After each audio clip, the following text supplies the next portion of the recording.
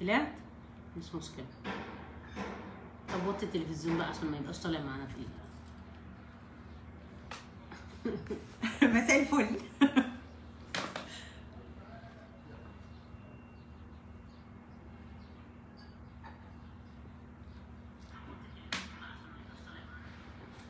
نوطي ده كده عشان نشوف الكومنتات. ايوه بالظبط كده. صباح الهنا والجمال عليكم. علي الصوت كده شويه من الجنب عشان يبقوا سامعيني. لو عندكم مشكله في الصوت او الصوره قولوا لي. ومش هبدا اي حاجه لما تتجمعوا، لسه بدري. فاي حد عنده اي سؤال كده يجهزه في دماغه بسرعه واكتبوه لنا على طول. ايوه يخش يكتبه على طول علشان دكتور ناديه هتجاوب عليه. على ما تتجمعوا عايزه اقول لكم على عرض النهارده اللي ما يتفوتش. عرض البشره والشعر.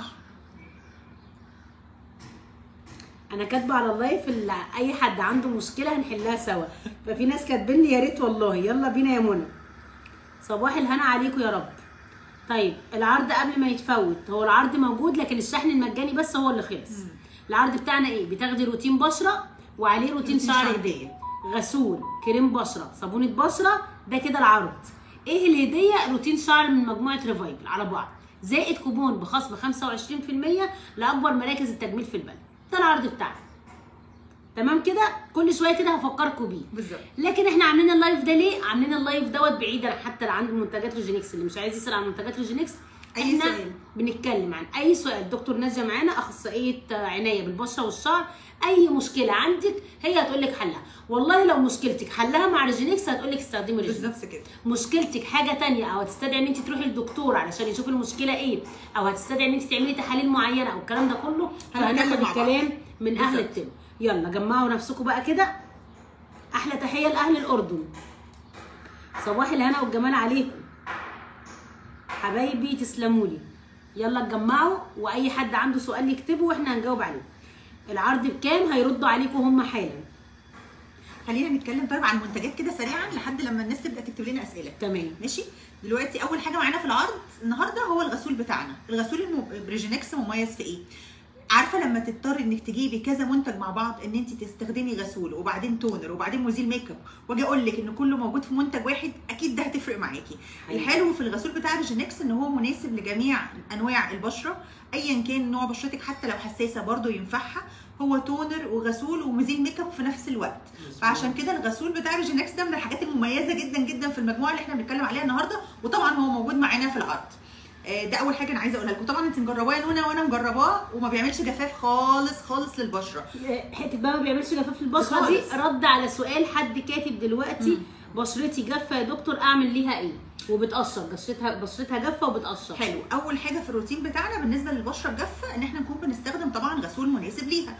انا لسه بقول لكم الغسول بتاع ريجينكس مفيد في ايه؟ جواه ماده البانثينول وجواه سيرامايد، ودول من اكتر الحاجات المرطبه اللي البشره الجافه بتكون محتاجاهم. فلما انت بتعملي الغسول على وشك بشكل دائري وبتسيبيه كده ثواني وبعدين بتغسليه، تحسي ان بشرتك اترطبت، لان ماده السيرامايد دي زي ما احنا لسه بنقول انها بتعيد بناء الخلايا. فاي جفاف او اي تقشير تلاقي بشرتك تاني زي الفل. غير كده كمان انت محتاجه تستخدمي مرطب قوي، ومن المرطبات طبعا اللي انا دايما بنصح بيها هو المرطب بتاعنا بتاع ريجينكس، لانه مش بس مرطب، هو كمان مضاد للتجاعيد، وجواه برده ماده السيراميد اللي احنا لسه قايلين انها مفيده جدا بالنسبه لاصحاب البشره الجافه. طيب في حد كاتب كمان البشره الدهنيه. حلو. البشره احنا لسه قايلين ان الغسول ينفع لكل انواع البشره، وكمان الحلو اللي فيه ان جواه ماده بتعيد تنظيم افراز الدهون في البشره. فلو انت بشرتك دهنيه او معرضه لظهور الحبوب، لا الموضوع بيختلف تماما لما تكوني بتستخدمي حاجه بتنظم افراز الدهون ليها. فلو احنا بنتكلم على البشره الدهنيه طبعا ريجينكس الغسول ينفع عادي جدا. هو انا قلت لهم قبل كده يا دكتور، وحضرتك ممكن تاكدي على كلامي او تايديه او تنفيه. انا قلت لهم قبل كده عن تجربه شخصيه ان كل منتجات ريجينكس علشان هي طبيعيه 100% فبتنفع لكل انواع البشره. دي حقيقة. مش شرط ان انا اجيب حاجه لبشره جافه وبشره دهنيه، او ان انا اجيب حاجه اجربها وترجع ما تنفعليش وتبوظ لي بشرتي وارجع ادور على حاجه ثانيه. بالظبط. فاحنا بنتكلم دلوقتي على ان منتجات ريجينكس كلها تنفع لاي نوع من انواع لجميع انواع البشره. بالظبط كده، لان تركيبتها زي ما احنا قايلين انها تنفع للجميع، سواء انت لو بشرتك جافه هترطب لك بشرتك، ولو انت بشرتك دهنيه فيها حاجات بتنظم افراز الدهون اصلا طبيعيا في الغسول. بالظبط.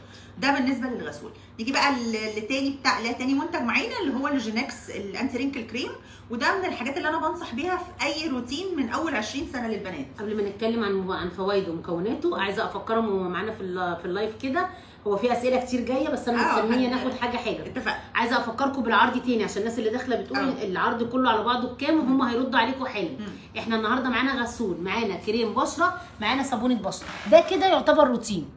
بالظبط، ده كده يعتبر روتين البشره. طب انت كده واخده روتين البشره، واخده عليه النهارده هديه روتين الشعر، وده لسه دكتور ناديه هتكلمنا عنه بالتفصيل عشان انا شايفه اكتر الاسئله جايه لنا على الشعر بالظبط. بس هو يعني في كمان حاجات عن البشره. حد دلوقتي بيتكلم عن السمار اللي حوالين الشفايف. حلو قوي، ماشي. من عامه التصبغات في البشره بتحصل لاسباب كتير قوي، سواء بقى انت بتنزلي الصبح مثلا مش حاطه صن بلوك، سواء مع تقدم العمر كده بتحصل تصبغات تحت الجلد، استخدمتي حاجه غلط فعملت حمران بعدها غمقت.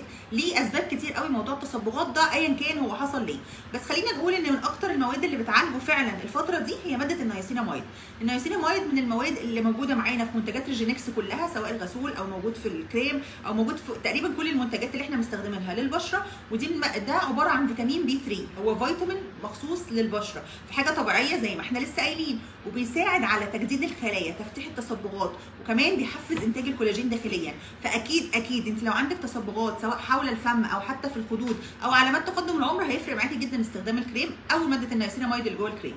طيب في بقى هنا حاجه بتقول او كومنت بيقول اسمها رور، بتقول انا طلع لي في الحاجب اليمين حبايه جامده من شهرين ومش بتروح ومضايقاني، وللعلم انا بستعمل كل منتجات ريجينكس للبشره والجسم. حلو قوي. طب هي الحبايه دي لسه ملتهبه كبيره، يعني وضعها ايه؟ قولي لي. ممكن تبقى مثلا اثار الحبه، ما تبقاش الحبه ذات نفسها. ردي علينا. ادينا شويه معلومات اكتر. طيب الناس اللي شعرها فيها هيشان ومهما بتدهنوا حاجات برضو بيبقى الهيشان موجود. ما هو قصه الهيشان دي بتبقى استخدام للمنتجات الخاطئه اللي مش ماشيه مع شعرك. وكمان الهيشان انت بتحتاجي دايما لحاجات مرطبه زياده او حاجات تخلي الشعر انسيابي كده، اللي هو يبقى شكله ما فيهوش الكهرباء الزايده دي. وده من الحاجات المميزه جدا في موضوع الريفايفل. الريفايفل من الحاجات، من السبراي هو اصلا مخصص لتساقط الشعر، ومش بس حاجات تخلي شعرك ينبت تاني او تخلي تدفق الدوره الدمويه قوي بالنسبه لفروه راسك، لا كمان هو في حاجات مغذيه لان في زيت جوجوبا، زيت زيتون، فالحاجات دي كلها بتقلل الهيشان والتقصف. ردا على سؤالها. بصي بقى هنا ينفع للشباب للسمار اللي تحت العين؟ هو بقى السمار اللي تحت العين ده احنا مش معانا، مش في العرض النهارده، مش في العرض بتاع النهارده، بس بجد بنصحكم تجربوه جدا. الانتي رينكل اي كريم بتاعنا بتاع ريجينكس، كريم الهالات. كريم الهالات انتوا عارفينه طبعا وحافظين شكله. اللي هو الاسود ده من اكتر الحاجات اللي فعلا بتساعد في قصه الهالات والانتفاخات. عارفه لما عينيكي تبقى فيها مخدات كده وما تيجي صاحيه من النوم، لا بيقللها خالص ونتيجته سريعه جدا، نتيجته فعلا بتبان في اقل من اسبوعين. في كذا حد كاتب الهالات اللي حوالين العين. في حد تاني امل علي بتقول تحت العيون تصبغ اسود شويه، قصدها على الهالات. بالظبط كده. الهالات اصلا انت بتبقي عارفه الناس اللي بتستخدم الشاي ومش عارف ايه وبتاع كله بقى، دي مكونات طبيعيه موجوده في كريم العين بتاعنا. يعني احنا عندنا الجرين تي، عندنا الشاي الاخضر، عندنا الكافيين بنسبه كويسه جدا، ودي من الحاجات اللي بتنشط الدوره الدمويه في الشعيرات الدقيقه، ما بتخليهاش تزرق، لا بتخلي الموضوع يعني يخف خالص موضوع الهالات دوت. في ناس بتسال على الكريم بتاع الجسم، شد الجسم. احنا عايزين عرضين 3 بقى، مش عارفين نعمل ايه الصراحه. بس برده مش موجود في عرضنا النهارده، بس خلينا نتكلم عليه. ادخلي اسالي عليه واسالي على العروض بتاعته. برده من الحاجات اللي بتشد الجسم لان هو فيه محفزات للدوره الدمويه وكلها حاجات طبيعيه، فلما بتعملي بيه مساج بيفرق جدا في شكل لو انت عندك ستريتش ماركس او علامات تمدد، الجلد متهدل، خسينا، تخنا، الحاجات دي كلها لا بتساعد فيها. ايوه خسينا. ايوه نونا. انا لسه نونا. في سوسه بتقول انا بتعرض للشمس كتير ووشي بقى مبقع. ما هو طبعا يعني انا اكيد من كلامك ان انت بتتعرضي للشمس ووشك بقع، انت ما بتستخدميش واقي شمس. واقي الشمس من الاساسيات بتاعه الروتين بجانب الترطيب وطبعا ان هو الوش يكون متنضف كويس عن طريق غسول كويس. فانا بنصحك بالثلاثه دول ان انت تكوني بتستخدمي غسول كويس، وبرشح لك طبعا الريجينكس والكريم المرطب لان ده مهم جدا، واخيرا قبل ما تنزلي لازم الصن بلوك. طيب في حد بيقول الكريم افضل للبشره ولا السيرم؟ على حسب المشكله. يعني انت يعني اشرحي لي اكتر ايه المشاكل اللي عندك في بشرتك وانا اقول لك. بس فعليا هما الاثنين بيكملوا بعض. يعني ان انت تستخدمي السيرم الاول فتاخدي مواد فعاله مركزه بشكل احسن من بقى فيتامين سي، من حاجات محفزه كولاجين، من ريتينول، من كل المواد اللي احنا لسه كنا متكلمين عليها في الحلقه، وبعدها تاخدي المرطب، هتاخدي طبعا فعاليه مش هتحتاجي اصلا تحطي ميك اب يعني. في سؤال حبيبتنا اللي كانت بتتكلم عن الحبايه، تقولي. بتقول حبايه متوسطه وعامله زي كيس الدهني، ومش ملتهبه، بس لما بتضغط عليها بتوجعها. ما هو كيس دهني ده ممكن يبقى كيس دهني فعلا، فلا دي تحتاج احسن ان انت تروحي دكتور. صح كده؟ طبعا لازم يكشف عليك. ايات ايمن بتقول عندي كدمات فوق عيني ومزرقه، تنصحيني بايه يا دكتور؟ ما هو بصي الكدمات عامه دي بتظهر في منطقه العين لما بتكون احنا عندنا انيميا، الدنيا معانا مش مظبطه في موضوع الحديد، فانت اكيد هتحتاجي تعملي CBC او اللي هو صوره دم كامله. وبعدين لو احنا هنحتاج نستخدم منتج، لازم تستخدمي منتج فيه كافيين، زي برضو لما لسه كنت بقول لكم ريجينكس انتي رينكل اي كريم. طيب تمام. في حد بيقول لي باكونت اسمه رضاك يا رب، بتقول ربنا يوفقك ويوسع رزقك يا رب، لو سمحت تحت عيني بيبقى منفخ وشعري بيتساقط بطريقه فظيعه. بصي هو يعني الاعراض اللي انت بتقوليها دي بنسبه كبيره انت عندك انيميا، لان تساقط العين مع التصبغات اللي تحت، تساقط قصدي الشعر مع التصبغات اللي تحت العين، لا طبعا اكيد يبقى في مشكله عندك في الحديد. خلينا برضو نعمل صوره دم كامله، بس برضو ناخد حاجات بقى مغذيه غير الاكل. ونونا بقى هتقول لنا ناكل ايه، حاجات كلها حديد. لا كمان انت محتاجه تستخدمي سبراي الموضعي اللي هو الريفايفل، هيفرق معاكي قوي في موضوع التساقط. بسايدز او الى جانب ان انت محتاجه طبعا تاخدي مالتي فيتامين مخصوص لتساقط الشعر، هيفرق معاكي في تغذيه البصيله كمان مع السبراي الموضعي. في كومنت هنا وانا ردي عليها هيكون مختلف شويه، بس هي الاكونت باسم ماما نونا، بتقول بصي يا نونا انا من ساعه ما دخلت سن ال40 ابتدى يظهر على بشرتي نمش بني خفيف. تمام.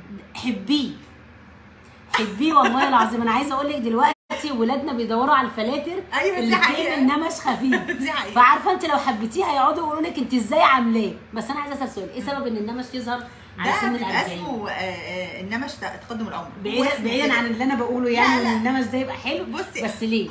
هو حلو، بس احنا لازم نلحقه، لان كل لما بنكبر بيغمق، فهي في الاول لو حلو بعد كده مش هيبقى حلو يا نونا. ايوه. فعشان كده مهم قوي ان احنا نكون لا بتستخدمي حاجه مضاده للتصبغات في الروتين بتاعك، حاجه تقلل موضوع تصبغات تقدم العمر دوت الصبح وبالليل، زي بالظبط الكريم الانتي رينكل بتاعنا بتاع ريجينكس. اللي حضرتك قلتيه دوت اجابه على سؤال لسه جاي لنا دلوقتي.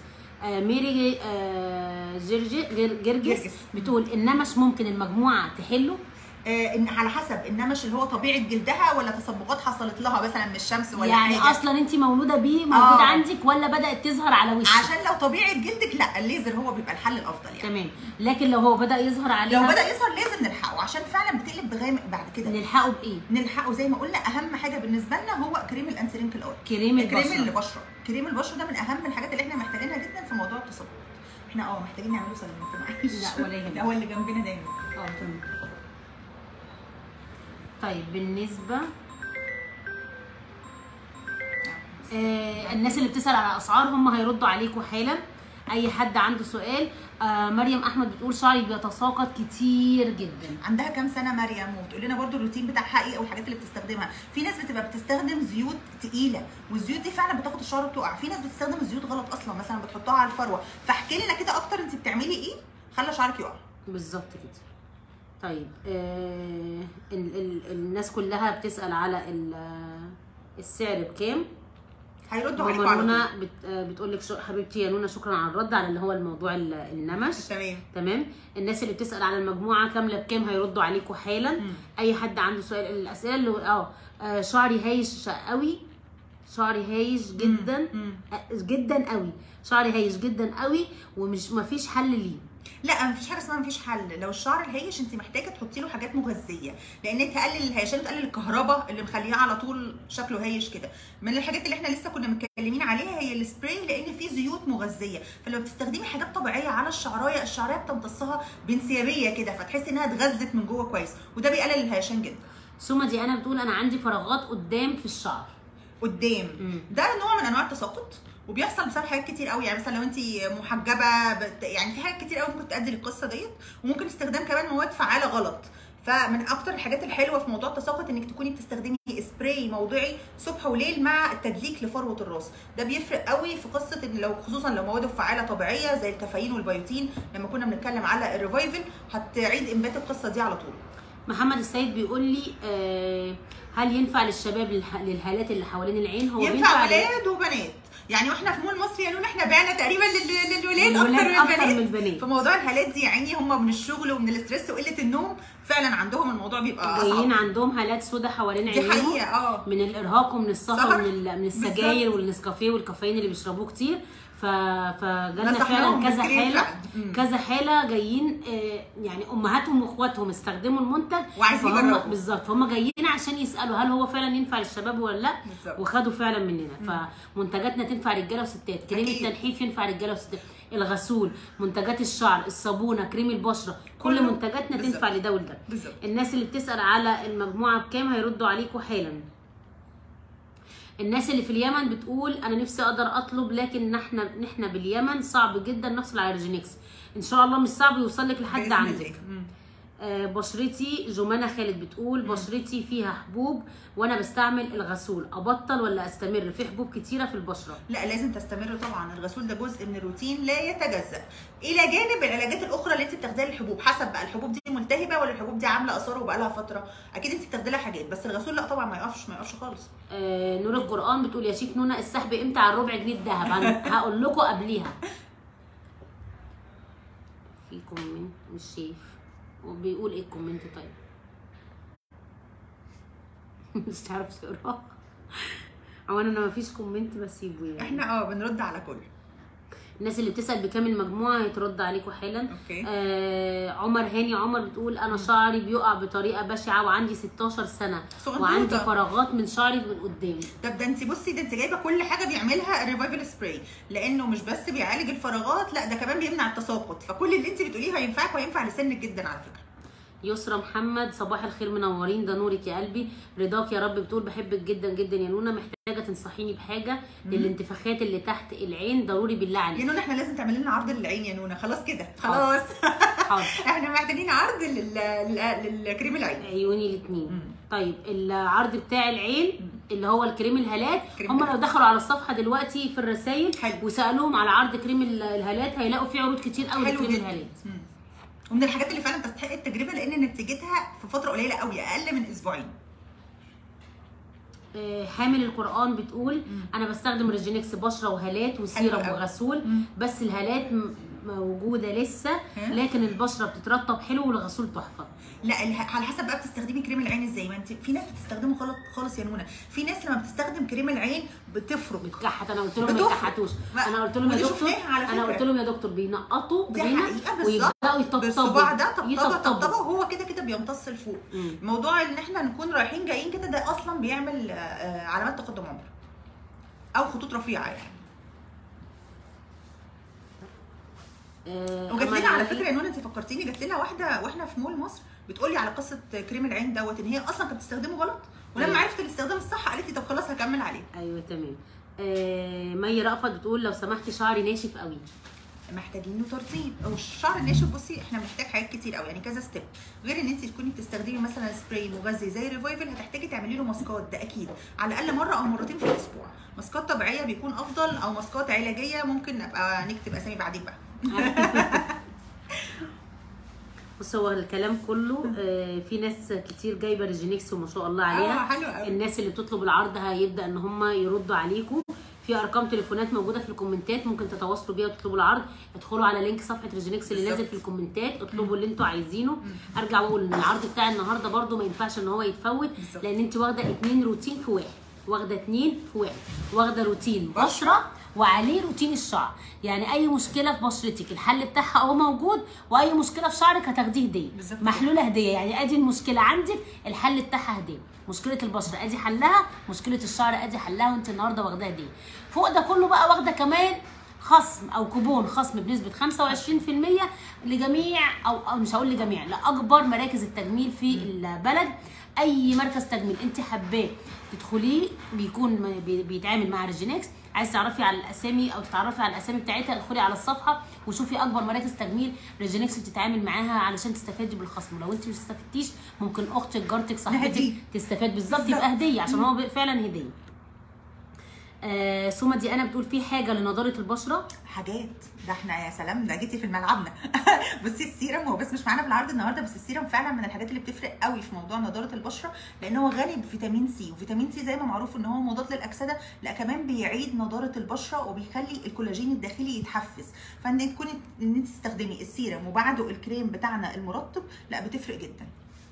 طيب في سؤال هنا تاني بتقول رنا بتقول لو سمحتي ما حدش رد عليا، ايه الفرق بين كريم البشره وسيرم البشره؟ حلو قوي. الفرق عامه ما بين السيرم والكريم هو في تركيزات المواد الفعاله، بس احنا بنستخدم عامه الاثنين كمكملين لبعض. بتحطي السيرم الاول وبعدين بتعملي مساج بيه خفيف كده وتستني ان هو يجف، وبعدين بتحطي الكريم بتاعك. في سؤال تاني ادم السيد حامد ادم، انا بنتي عندها 9 سنين شعرها بينزل والشعر ضعيف جدا وشكرا لحضرتك. لا لو 9 سنين احنا كده كده ممكن نستخدم السبراي لان كله مواد طبيعيه. ريفايفل اصلا من اول 4 سنين بالظبط. حتى واحنا هناك في مول مصر جات لنا بنوته صغنطوطه مامتها بتستخدمه لها وفعلا فارق معاها. كان عندها على طول فراغات لانها على طول برده شاده شعرها لورا كده، شدت توك كده فهنا فكان عندها فراغات واستخدمته وكان الموضوع معاها يعني جايب نتيجه كويسه جدا.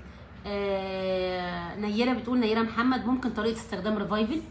ريفايفل السبراي. طيب احنا بنقسم شعرنا 4 وبنبدا نحط على الفروه ذات نفسها حوالي بالظبط ونمشي على الشعرايه. بس احنا لما نيجي نحطه على الفروه ذات نفسها بنحتاج نعمل مساج، وطبعا بنستخدمه الصبح وبالليل. نعمل مساج كده بايدينا خفيف عشان تخلي المواد الفعاله تدخل في فروه الراس على طول. تمام. ونبدا ان احنا نمشيه عشان على شعرنا عشان طبعا تستفاد بالزيوت. بالظبط كده. طيب بالنسبه للريفايفل للرموش والحواجب، بقى ده مش عارفه ليه ما اتكلمناش عنه لحد دلوقتي. ده اختراع. ده بطلنا الرموش بسببه.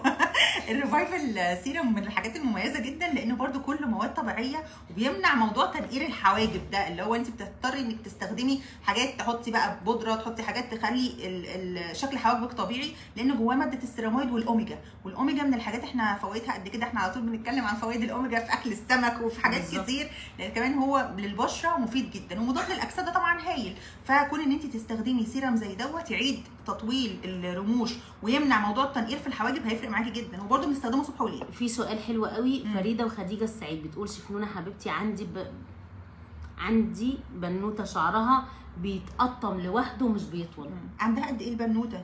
ما قالتش. لا خليها تقول لنا. بس هم شكلهم يعني صوره البروفايل بتاعها في بنتين صغنطتين حوالي 5 6 سنين. ما انا حاسه. بصي ده التقطيمه دي بتبقى البوند او الروابط اللي بين الشعرايه ضعيفه، فده بيبقى لحاجات كتير قوي. البروتين قليل في اكلها، يعني حاجات من الحاجات اللي احنا لازم نهتم بيها بالنسبه للاطفال بالذات. التقطيمه دي معناها ان هي مش في تغذيه مش كويسه، غير كده انها محتاجه تستخدم حاجات مغذيه على الفروه ذات نفسها. في سؤال هنا حلو قوي، وده متهيألي ستات مصر والعالم العربي كلها بتشوفه. نوجا محمد بتقول يا شيف وشي بيجي في الشتاء وبلاقيه ناشف قوي، استخدم له ايه؟ وبحبك قوي والله يا نوجا. الشتاء لا غنى عن المرطبات، سواء لجسمك سواء لوشك، لايديكي والجسم كله رجليكي. حتى احنا كنا بنقول على الكريم بتاعنا اللي هو بتاع الستريتش ماركس او علامات التمدد ان هو اصلا ينفع تستخدميه حتى الجلد الوزه. احنا في الشتاء اكتر حاجه من الحاجات اللي بنعاني منها موضوع جلد الوزه دوت، اللي هو الجلد تحسيه شبه البرتقانه كده، مش طري مش ناعم بتاع، بسبب محبب وناشف. لازم تشربي ميه كويس قوي ولازم تستخدمي مرطبات. انا بقول لكم الغسول بتاعنا فيه سيرامايدز ودي من اكتر الحاجات اللي بترطب البشره، وطبعا فيه بانثينول. غير كده كمان معانا الكريم اللي هو مضاد للتجاعيد، نسبه الترطيب فيه هايله جدا. نيره بتسلم عليكي وبتقول لك انا بحبك جدا يا شيف نونه، والدكتوره اللي مع حضرتك جميله. تسلمي يا رب. دي تعتبر كل الاسئله بتاعتنا النهارده لحد دلوقتي. يعني طبعا في اسئله لسه في ناس اصلا ما شافتش اللايف، هنجاوب على كله. ايوه، في اشغالها ومدارسها. فباذن الله على مدار اليوم اي سؤال بيتكتب دكتور ناديه هتتابعه وهتكتب لكم الاجابه بتاعته على الصفحه ان شاء الله باذن الله. ارجع واقول العرض بتاعنا تاني قبل ما نقفل اللايف. روتين بشره عليه روتين شعر هديه، عليه كوبون خصم بنسبه 25% من اكبر مراكز التجميل في الدوله. على طول عامله معانا الصحان. على طول. الناس اللي سالت على السيرم مش على السيرم، على كريم الهالات. الناس اللي سالت على كريم الهالات النهارده هيحاول بقدر الامكان ان انا اتواصل مع شركه ريجينكس عشان اعمل لكم عليه عرض حلو جدا ان شاء الله. طيب يتعمل لهم ايه عرض كمان؟ يعني ايه تاني غير كريم الهالات؟ بصي هو روتين البشره كله بيكمل بعض. يعني انا ما اقدرش اقول لك مثلا استخدمي الغسول وسيبي السيرم، ما اقدرش اقول لك سيبي السيرم وما تستخدميش الكريم، كله مكمل بعض. لو هنتكلم عليهم خلينا نقول الغسول والسيرم وبعدين كريم العين وبعدين الكريم الترطيب. اقول لك على حاجه كنا عاملينها في مول مصر وانت شفتيها بنفسك. قولي لي. انا كنت عامله مفاجاه في مول مصر، وكنا يعني بصوا كنا مكسرين الدنيا، كنا مكسرين الدنيا وكنا بنبيع ببلاش. بصراحه يعني العروض اللي كنا عاملينها في مول مصر ببلاش، احنا كنا بنبيع الثمن قطع مع بعض، والعرض ده كان مكسر الدنيا. ليه؟ كله روتين البشره كله والشعر. بتاخدي غسول، بتاخدي كريم بشره، بتاخدي صابونه بشره، بتاخدي صابونه جسم، بتاخدي سيرم ليلي، بتاخدي سيرم نهاري، بتاخدي كريم الجسم نفسه. كان 8 قطع كنا منزلينهم بعرض هايل قوي. انا ممكن نكلم الشركه النهارده وممكن نحاول نعمله تاني، نعمله العرض ده عشان كان فايد ناس كتير خدته، لانه فعلا كان مميز بجد. الله اكبر الله اكبر والله العظيم. يعني دي تعتبر كانت اخر واحده شفناها في مول مصر في يوم ثالث يوم، جت خدت عرض ال8 قطع وراحت واخده 3 سبراي اللي هو فيها مده العلاج اللي هي 3 شهور، مده الكورس اللي هو 3 شهور. العبوه بتكفي شهر، فراحت واخده مده الكورس اللي هو 3 شهور وقالت لا انا عايزه عبوه بها واحده بس. كنت موجوده قبل ما تمشي. لا انا شفت اخر حاجه ال3 عبوات دي. ما هي كانت ال3 عبوات مع عبوه من الحواجب عشان تاخد الكورس كامل، وخدت ال8 عبوات او ال8 قطع من ريجينكس. فده كان عرض تحفه قوي. فهحاول ان انا اتواصل معاهم النهارده عشان تبقى اي عروسه معانا او اي حد عايز لسه بيفكر ان هو يجرب معانا مجموعه كامله متكامله. انت هتكوني ملكه جمال على ايديا دول، ومعايا دكتور ناديه ومعايا كمان ريجينكس. مفيش ست فيكي يا جمهوريه او يا عالم العربي الا ما تكون جميله. انتوا اصلا جمال، انتوا محتاجين بس حاجه تشيل. الروتين مهم، الروتين لاي ست يعني مهم. بصي زي ما بيقولك ايه، انت بصي لما بيكون عندك تابلو حلو قوي في البيت عايزه تلمعيه بس. ايوه فانتوا اصلا جمال، هو مش هيجملكم، انتوا اصلا جمال. هو هيشيل الرتوش حبه التراب بالزبط. اللي موجودين ده هيظهر مع ريجينكس. فان شاء الله العرض بتاع النهارده ما شاء الله عليه، ما تفوتوهوش. الاسئله اللي بتتكتب اكتبوها لنا كلها وهنرد عليها برضه. بالظبط. جمانة خالد بتقول انا بحبك يا شيف نونا، لو سمحتي نزلوه في صيدليه العدلي في الاقصر وشكرا. عيوننا الاثنين، هو قريب جدا هيبقى في كل الصيدليات. احنا دلوقتي وصلنا مثلا هنقول لحوالي 40% من الصيدليات اللي على مستوى الجمهوريه ان شاء الله باذن الله. ولسه المفاجاه الجايه فاضل 60% كمان من نسبه الصيدليات الموجوده هتلاقوه في كل الصيدليات باذن الله. يومكم حلو ان شاء الله. احنا لسه في بدايه اليوم. البنت اللي سالتي عليها اللي هي فريده وخديجه السعيد اللي بتقول شعرها بيقضى عندها 9 سنين. ما هي باين من الصوره زي ما انا قلت لك. احنا محتاجين نراجع بس موضوع التغذيه بتاعتها لانها لسه صغنططه قوي. اكيد ما بتاكلش بروتين كويس. غير كده محتاجه لها حاجه مغذيه وتقدري تستخدمي ريفايفل بامان بالنسبه لسنها. اتمنى لكم الخير والسعاده دايما، ربنا يرضيكم ويرضيكم يا رب. دايما نفضل مع بعض مع دكتور ناديه ومع ريجينكس علشان جمالك موجود. مع ريجينكس هيبان اكتر ويظهر للنور. بحبكم جدا في الله ويومكم حلو. باي باي.